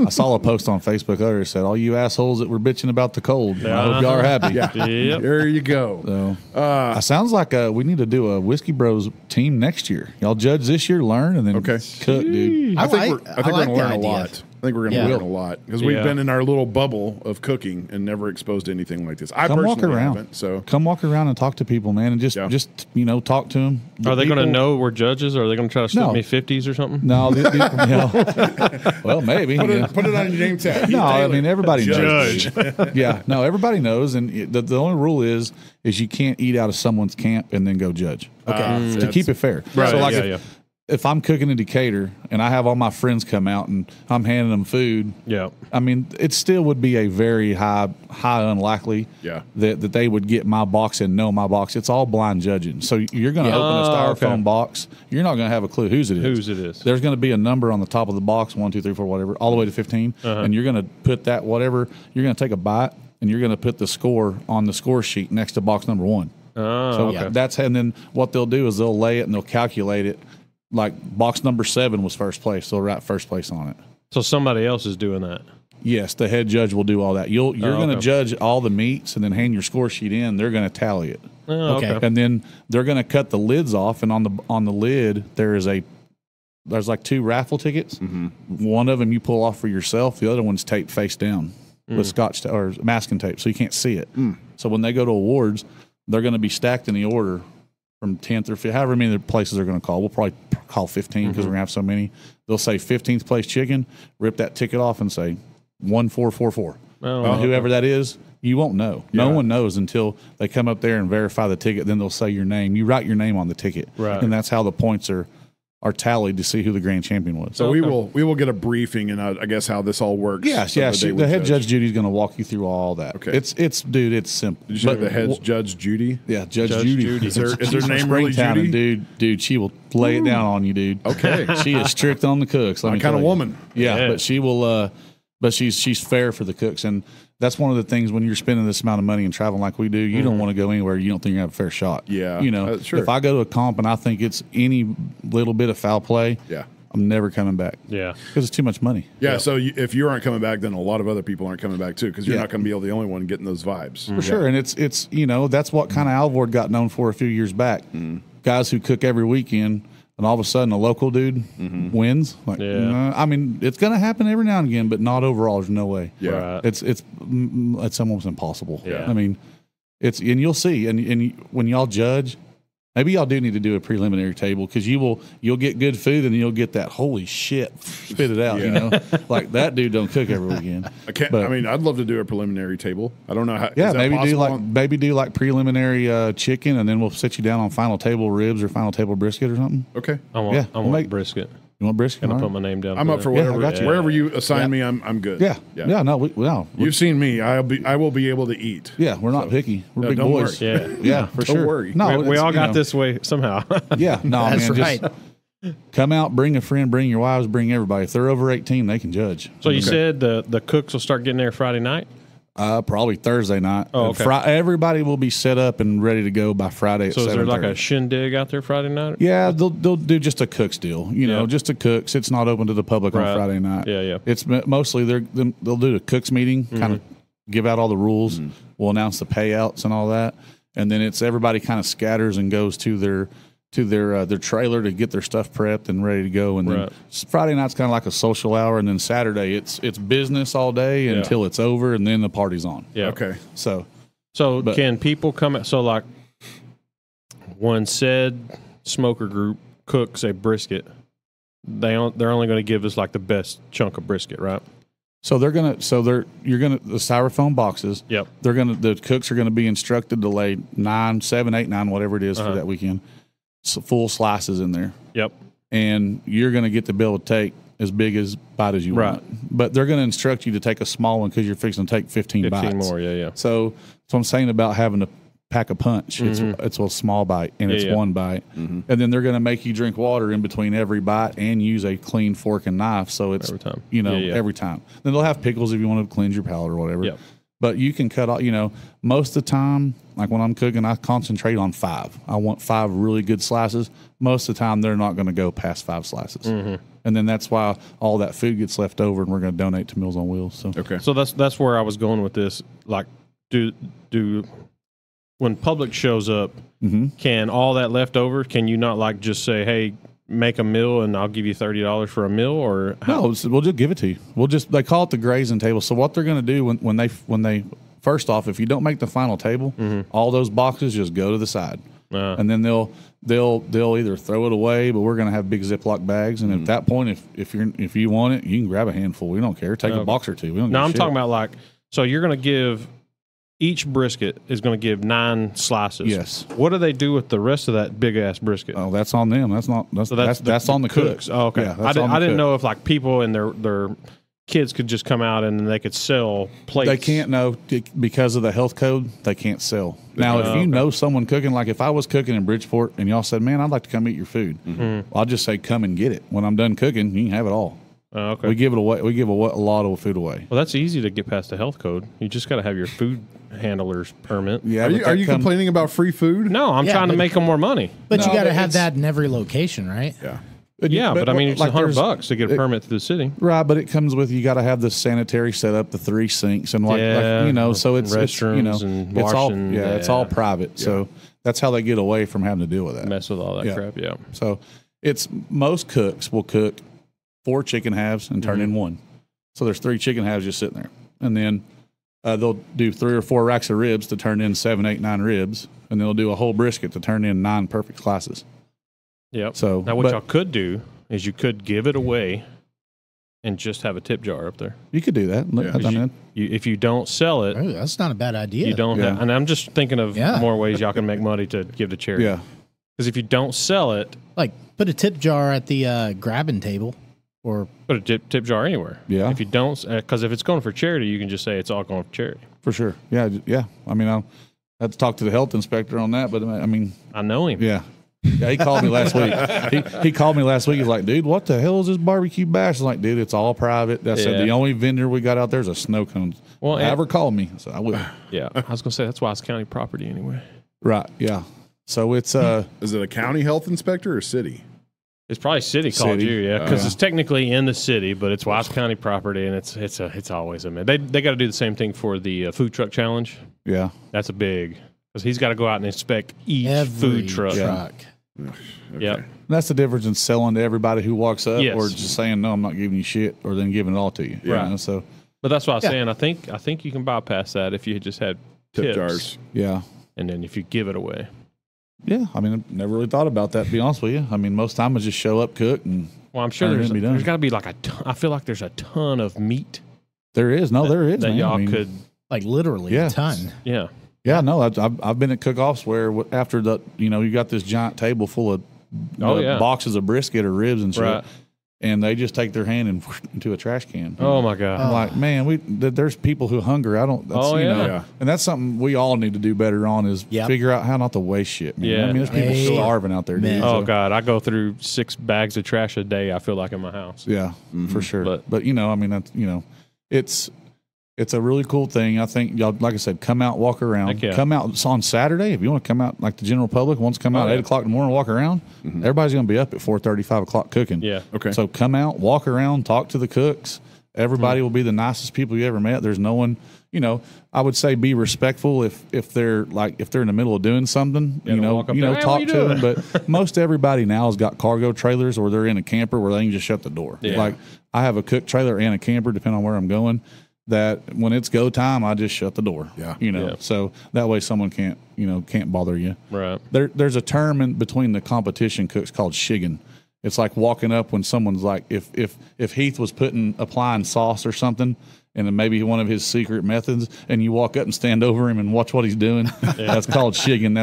That would maybe that could maybe get you in a fist fight. Yeah.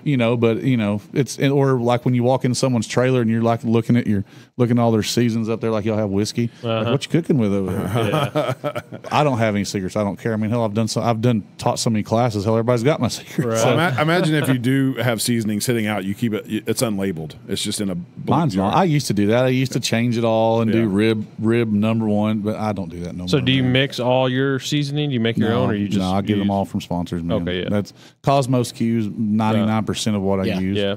And it's, I mean, he's got everything from sauces, injections, rubs, everything. I mean, he's got 80 different SKUs. So if you can't make good barbecue with what he's selling, then you got, Yeah. It's on you. Yeah. What's it? Was it like honeybee or something? Yeah, like that? They got that was a good one. Killer honeybee. Yeah. That's a good one. That's what goes on ribs. Tell us again who are your sponsors? We're with Roll Oak Charcoal. We're at Hasty Bake Charcoal Grills. They're out of Tulsa, Oklahoma. Okay. We're with P&L Grill and Supply out of Sanger. Okay. Y'all probably had a lot. They sell a lot of their stuff up at the meat market in town. A lot of the steak rubs and stuff. Give us a name. Poncho and Lefty. Oh yeah. Yeah, that's P&L. Yeah, he's got a online supply store. Okay. Let's see who else. Obviously Cosmos Q, and then JDQ out of Kansas City. He just won best rub on the planet. Nice. I should have brought y'all down. I should have brought y'all rubs. I have rubs. You should have. And then Trauma Hogs out of Jonesboro, Arkansas. Trauma Hogs. Okay. He was a traveling trauma nurse. And then during COVID, said he didn't want to do that no more and opened up a food truck. And now he's got 2 restaurants and 2 food trucks and a barbecue supply store. And yeah. He's out of Jacksboro? Jonesboro, Arkansas. Okay. Yeah. Oh, yeah. Know exactly where that really is. good dude, man. So it's like I said, I think I can travel everywhere and not pay a hotel room. So. That's nice. Yeah. And it's, when you win and stuff, the sponsors come. And then a lot of times, like most of these companies will put out like in November, hey, we're going to open up applications for our pro staff team or whatever you want to call it. And you can apply and you get discounts. And like when I started with Cosmos, I started at like 30% discount and now everything's 100% free. So that is a huge, huge blessing. Yeah. To be able to, get online and order $300-400 worth of stuff, and then the balance is zero. So That's awesome. and that's who I went to Key West with and cooked. So I've been with him since 2016. He was one of my very first sponsors. I know. I've seen you pimping his stuff. Yeah, quite a bit. Yeah, so. and it makes it easy to do when he says you want to go to Key West. Yes. The answer is never no. Yeah, no. Fishing, lobster, barbecue. Okay, I'm in. Freaking lobster fishing or whatever you do with your net and your tickle stick. Tickle stick. That's funny. Well, let's wrap this up. Tell everybody one more time on September 9th what is going down. Yeah, Decatur BBQ Bash. It's sanctioned by Outlaw Barbecue Association. Okay. We're going to have teams from, I think last I counted, we're up to 7 states coming in. Washington, Oregon, they're all coming in to vie for the prize money. Yeah. And we need judges for free. It won't cost you $1. If you can eat and write a number down from 1 to 10, it's literally that easy. You take a bite of it, swallow it, and go 1 or 10. I can do that. And you don't necessarily judge like what you think you're going to get. If it's really good, score it. You judge it on its own accord. So if you ate 4 great pieces of ribs, give 4 10s. There's no right or wrong way to do it. It's subjective to your taste. So the judge will walk you through and kind of tell you what to score and how to rate it, but she's not going to tell you if you don't like peach, give it 0. That's up to you. So it's very simple. It's open to the public. If you're 18 or over, we need as many judges as we can. So whoever's listening, come on. We need you. Right on. No sign-up sheet. Just show up at noon on Saturday. So you want to judge? At the pavilion. At the pavilion. When you come in off of 51, when you get down into the reunion grounds, just hang a left right there to the parking lot. Yeah. Come up to the pavilion. We'll have a sign that'll say Judge Check-In. Okay. We'll sign everybody up, sit you down, and feed you. Okay. Heck yeah. Dude, We'll start putting it out I'm hard. excited. I can't wait. Yeah, you're going to eat good, man. You're great cook coming in. Beloved Whiskey Bros or infamous Whiskey Bros, depending on which way you look at us, we'll be there judging. Yeah. So. Absolutely. I can't wait. This is something completely new for me. Yeah, for sure. I'm extremely excited. So, I think it's going to blow your mind. I really do. I'm prepared for it to be blown. Yeah. So we can't end this one just yet. Okay. Well, go ahead. Okay, because I'm really curious about what happened in Maui. Like how Savage Bro thinks the fire started, because that was a big topic. I don't know if we got time. Well, it's a pretty sad. It's a pretty sad situation. It is. I think it's up to 100 people dead. Really? But it's the whole island. No, well, it's on not the whole island, but it's a huge so chunk of it. Lahana, I can't remember how to say that. Yeah, something like that. But it's bizarre. Like, this wildfire has taken over, completely decimated the whole town. Mm-hmm. And it's a poor little town. I've driven through it when I was in Maui. But the warning sirens that were there in place, those never worked. Mm-mm. Like, the first responder situation has been, I don't know. It's just bizarre. And now they're saying this could have been started by a damaged power line. So, okay, Savage, why don't you tell us? There's I mean, you know how I do. The note says, I will specify, the note says, Savage Bro knows how the fire started in Maui. That's right. So I went down the rabbit hole, of course. Yeah. What it means is TikTok. Yeah, TikTok. Yeah. Well, no, rabbit hole. the TikTok's just the beginning. Then I start Googling, and then I start YouTubing, and then it's a rabbit hole. And that's how I found out about the whole millionaire club that owns half of this said place. Yeah. And then that's also how I found out about the dude's podcast, where they interviewed the dude that said aliens won't blow your mind. What the government already has will blow your mind. The government has aliens. And other things. Stuff. But so his biggest thing was what I tell you it was called? I don't know, space laser. No, it wasn't called space laser. Something. That's what it is. Basically, yes. But I showed him a clip, and I don't have it no more. But it's a high wattage direct beam shot from the atmosphere. High intensity. I don't know where it comes from. Okay. But so like a laser, like we're talking basically like real Austin Powers type of shit. Yes, that. Yeah.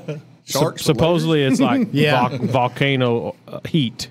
That's how much this thing puts out, supposedly. But there's like multiple videos of this beam said. Now, the thing is, you can't ever... I mean, this could have been a test run in Alaska. Obviously it wasn't the snow, but the videos that I've seen, everybody's saying that's where it started. But anyways, so what really gets crazy once you get down past the whole, somehow the fire got started, somehow.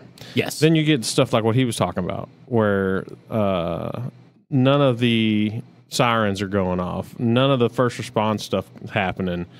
Now the government is not allowing me and you just to bring medical supplies or food or water because it's not from FEMA. There's all kinds of this stuff going on. But then I kept going down said rabbit hole, and this chunk of Maui is surrounded by what he was talking about, billionaires and their $1 billion homes. Yeah, a few miles down the road is like the Four Seasons, the Ritz-Carlton, Montage. But then this other part of Maui that burnt was like the oldest part of Maui, like they call it like the King's Village or something like that. Okay. It's where all the old Hawaiian people lived. And I mean, it's pretty trashy and old school. I mean, not trashy, not the word for it, but so it's like poor Maui. Yeah, and they've been Old Maui. All these billionaires have been trying to get old Maui to sell. They want to buy it up and resort it. They want to buy it all up and resort it.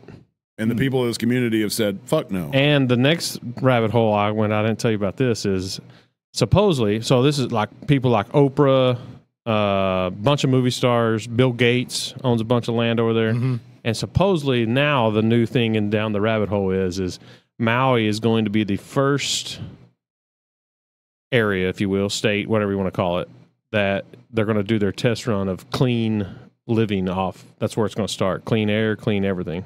That's where they're... Oh, what a great start by burning out prior civilizations. Yeah. So you got two parts of Maui. You got like old, poor, and then you got rich. But there might be multiple. I'm just talking about in this section. Section. Of it. Yeah. I got you. Yeah. Because like all the old Maui people, or all the old, however you say this town, they were basically like to the billionaires. They're like, we ain't going nowhere. This is our land.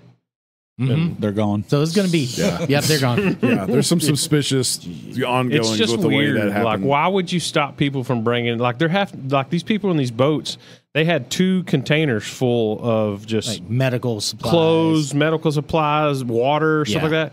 And they're having to like sneak on the other side of the island because the government's stopping them and won't allow to bring it in because it's not through FEMA or some other government thing. But I think the death count's up to like 100, so it's pretty crazy. sad. It's, like, pretty sad. it's like jumping off into the ocean. Yeah, that's another thing. It's like, okay, I've been on that road. Yeah. It's basically one way in and one way out, but the road does circumnavigate that whole island.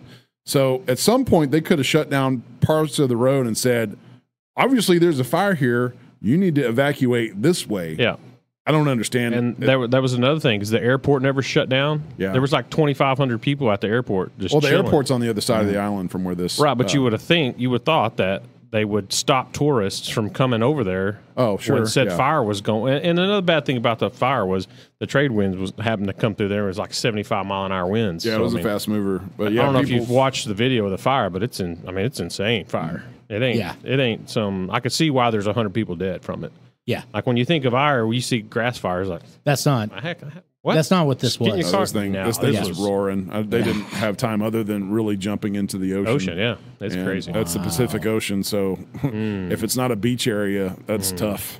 Oceans. That's another rabbit hole I can take us down. Well, we're not doing it tonight. We're not doing it tonight. Oh, God. On that note, Justin, thanks, man. Yeah, Hey, man. thanks. It's so interesting. Thanks Thanks for for y'all coming having me out. out, man. Yeah. I can't wait. We'll Y'all come promote out this Saturday, and then I'll walk y'all around, kind of give you Yeah, a for private sure. We'll tour be of out there. everybody. Yeah, absolutely. I plan on all day long. So Okay. Yeah, yeah. My whole day is dedicated to Yep. it. So Yeah. Sweet. Pray Oh, for yeah, the man. 90s. I really want to do that Jeez. preliminary table. Like, I want to taste Yeah. the shit do that it. doesn't make it to the final. yeah, I think table. that's a good I thing wanna know. because you have a little bit of idea of okay, I tasted 20 different things, and now I'm at the big table. If I you won't will. lie. I kind of want to do the final table. No, we're going to do we all both. do both. Yeah. But what I think is a good thing about doing the preliminary one is it gives you something to go off of, not just Like, Yep. I at think the I'm final. up for it. You're already in your head. Yeah. Okay, this is going to be the shit. This is going to be the yeah. bee's knees. You're already thinking of that. So I think it'd be cool to see what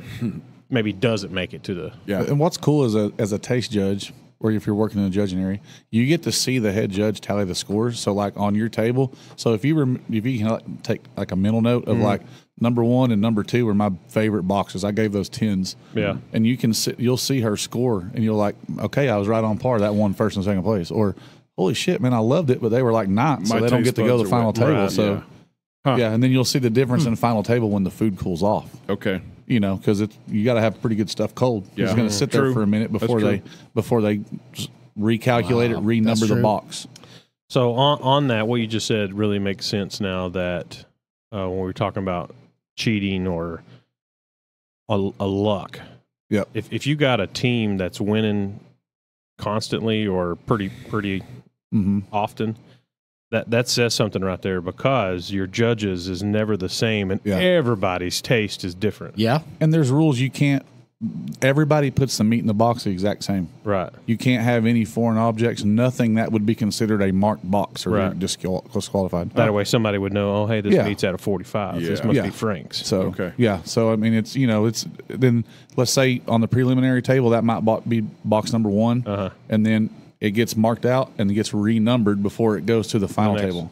I'm guessing these are all rules that have come into play because somebody's abused it at Absolutely, some yeah. point in time. Yeah. And that's the way why it goes. if you go to non-sanctioned cook-offs, I call them Bubba Gumps. Yeah. Because it's usually someone's brother-in-law is running it, Yeah. and somew he always wins. Uh-huh. You know, Sort of like the fishing tournaments when there's lead in the fish. yeah, that's what, yeah. There you go. That was some good video right there. Dude, you talking about some mad fishermen. Yeah. Those dudes just stood there and took it like a champ too. They knew they were caught. Man. Yeah. I mean, Yep. Yeah, what do you do at that point? Yeah, at that point, when you that's got what I'd be 60 doing. I'd be dudes- leaving. Yeah, I'd be running because there's like 30 dudes just looking at them like, Yeah. we're about to kill you. Yeah. Yeah. That was, Yeah. God, what was that, about a year ago or something? I remember watching that. Somewhere probably. around Yeah, there, it was some It's intense been pretty- video. Yeah, it was crazy. So don't cheat.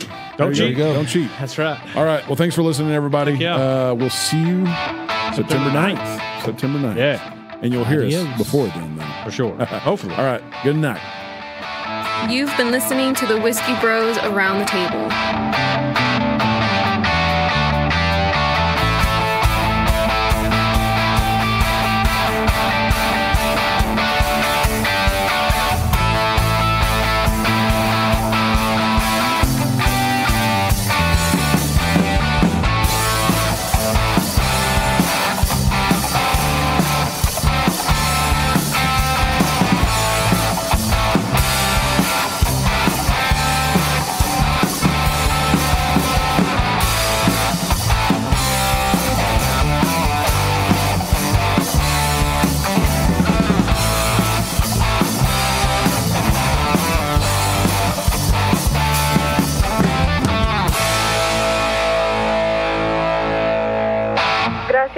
vivir con los hermanos Whiskey.